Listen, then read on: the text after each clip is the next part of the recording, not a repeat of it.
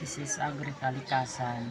Nandito ako ngayon sa farm, greenhouse ko sa hydroponic lettuce para kabit itong yellow trap. So kailangan po ito ng yellow trap para sa mga insekto, para sila dumikit kasi hindi tayo mag-spray. So ngayon meron tayong ginagawa na rito. Lapitan mo na.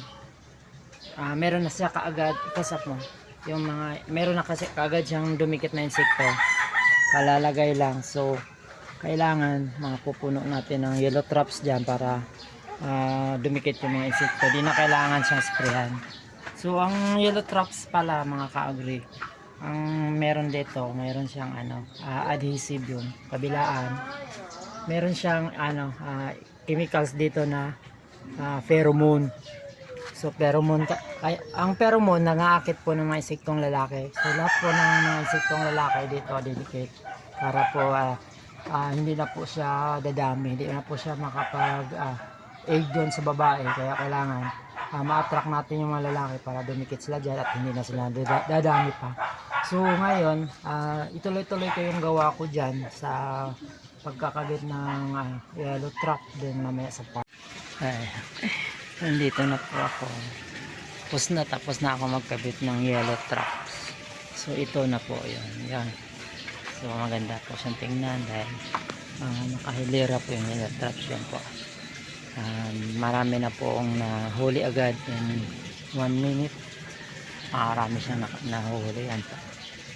Tapos ito rin po.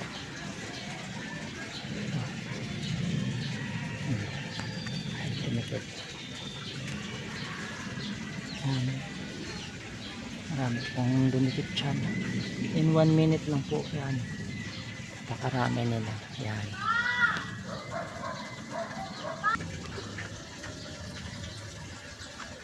Yan po. Tuloy-tuloy tayo. Dito po yan. So dito wala pa. Tingnan natin sa kabila. Wala pa kasi huli ko na siyang kinabit, pero madami na. Iba-ibang insekto. Yan po. So by tomorrow marami na yung puno na yan dyan. So kung i-sprayhan natin siya, aalis lang po yan. Hindi na po yan basta-bastang napapatay natin.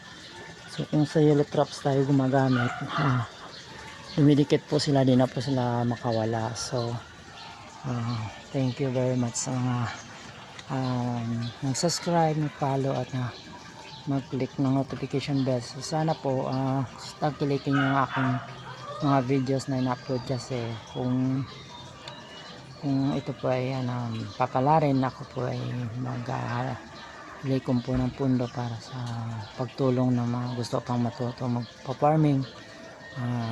Bukas po yung aking mga taniman at saka yung aking office po ay nandito po sa loob nito.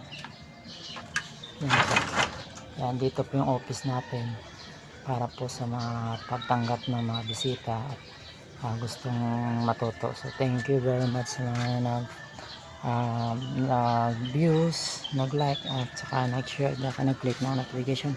So thank you very much. Bye bye. Pupunta na ako sa farm. Bye bye.